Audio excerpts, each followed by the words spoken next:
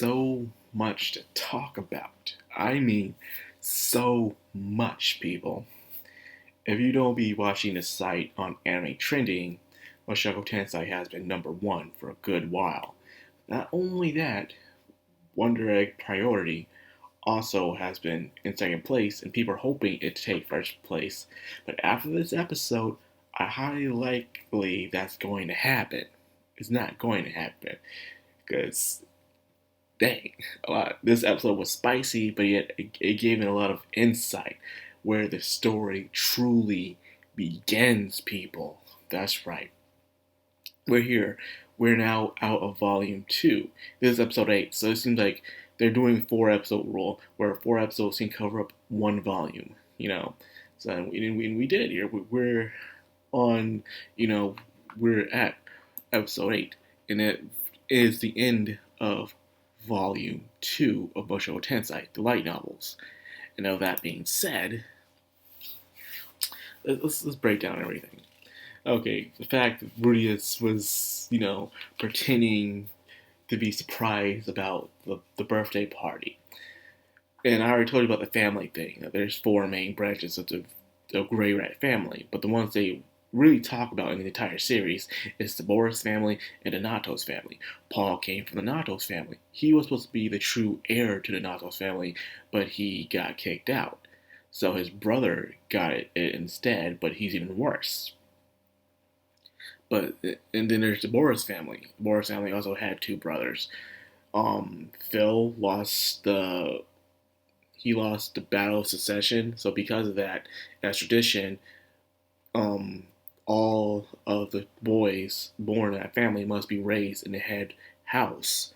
So because of that, Hilda, the wife, lost her 2 sons. One was older and one was younger than Eris. So Eris doesn't even remember them or even know about them like that.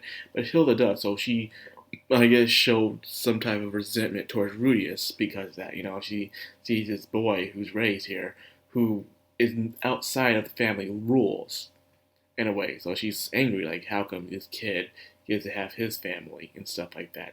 Gets to escape all responsibilities of nobility in a way. But there was Hilda's thing.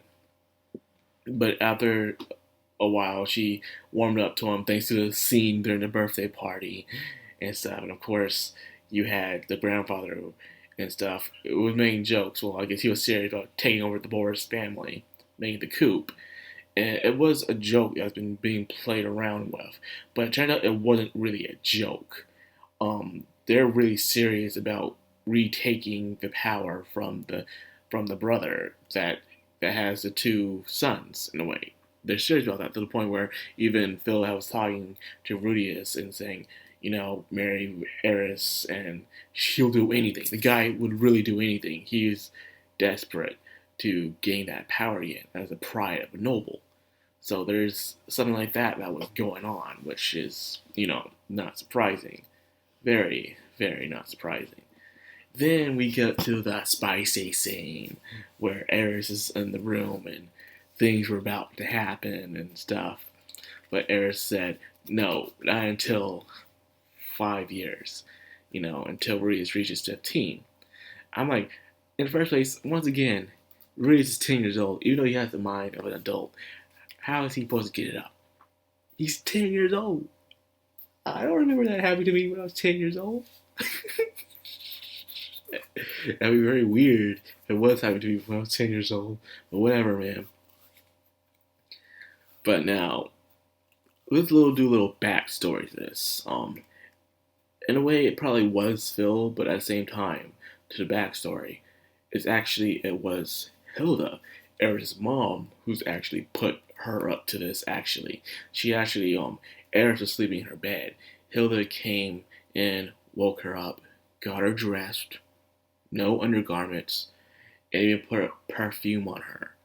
And she was actually going to send her to where Rudius is at for stuff to happen. That is what really happened. It was, the parents actually were up to this. You can hate Rudius all you want. Trust me, you can if you want to. I won't even be mad. But you should really be upset is with the parents. They're the ones that actually put Eris up to this in the first place. They're trying to scheme to get Rudius into the Boris family, because he's also Natos. So it'll be a Natos and Boris marrying each other and giving birth to a child who is crossbreed of the two family head chains, which will cause an entire collapse of the family struggle that's happening right now. So yeah, this is the giant political noble battle that's happening right now with these two kids.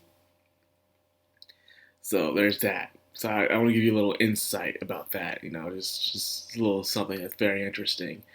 However, when Rudius kept his promise for 5 years, he forgot a certain someone, a Selphie. Now, with Selphie, she, when Rudius was knocked out, when he was fighting Paul and being sent to carriage, what they say is, once in a little insight, Selphie actually immediately attacked Paul. They ain't show that part. She actually immediately attacked Paul. Immediately, like she was walking up the instant she saw Rudius knocked out in Paul's arms, and she and was actually just a blast that actually could have killed someone, believe it or not.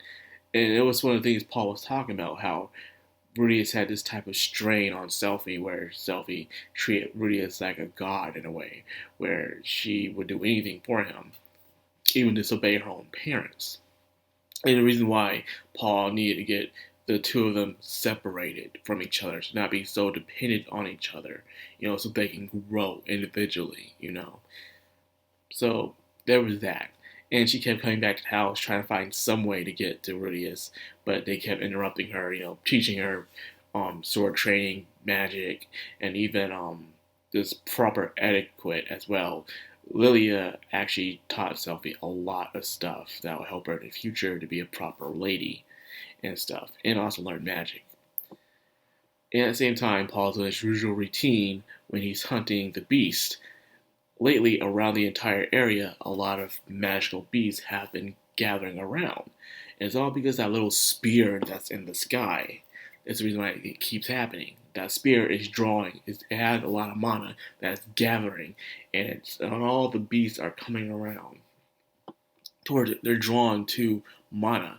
And that thing's grabbing a crap tons of mana, by the way.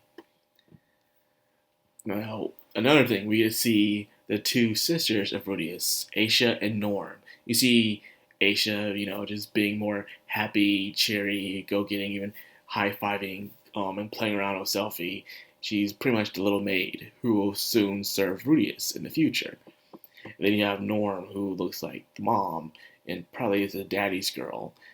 And she is very shy and scared and feeble, And the ironic part, I'm not going to say anything, but the ironic part is where they were talking about the separate race and how they're telling a scary tale to Norm about the thing, and how Norm would start to cry because of the separate race. The irony. Even I forgot about that scene, but the irony right there, the irony of Norm being afraid of the separate race is just... You web novel readers know what I'm talking about. The irony. Anyways, now up to that point, then finally the next day, where Rudy's about to show his, his ultimate spell, the spear started to get even worse. The sky started to change color all around the area, and then this is where you see the main powers into play. The main powers. Okay, first you see Roxy, looking at the sky, noticing something bad's about to happen. Then you see a dude in a place with a dragon, tons of dragons, and even the dragon looks vicious, by the way, setting fire onto this dude with gray hair. Oyster's his name, by the way. And nothing happened to him. The dragon came up yelling at him, doing all that stuff. Nothing happened. This dude's straight up badass right here. Then we have a little purple-haired demon that keeps saying we and us, kind of like how Venom does in a way, as in there are multiple people in one body. And she is pretty much the demon lord, Kishirika. Well, the fan subs was Kishirika. The original name, I guess, now is Kishirishu, I guess, that's the name. Very interesting. Anyways, that being said, um, she's walking off, going towards Samana. And then at the same time, within that flying fortress, the Chaos Breaker, Lord Pegasus, saying that it is it is a summoning spell. He believes someone's trying to destroy the seal off of Lot Place. So he sent one of his subjects down to investigate and slay anyone who's suspicious with it. So that makes you wonder. This orb that's in the sky, said from the guy in the Chaos Breaker Fortress, saying that it is a summoning that's happening. A summoning. But what this thing is, it took time to accumulate, and it shot straight down, and the entire area went to a flashing light. What happens next, we'll have to wait and see. But yeah, things are about to be put into play. This is where you see the main characters, the masterminds, the chess players. You know, things are about to change from here. No more of the everyday slice of life. That is gone, people. Brace yourselves for the true story. That is Mushoku Tensei, which is in volume 3, by the way. Oh, man. I cannot wait for next week already, baby. So anyway, that's all I got for you guys. I hope you guys enjoy it. I hope you guys are hyped. Man, because you know I am. So like, comment, subscribe, and of course, hit that bell icon. This has been Madcrownxox on Anime. Signing out.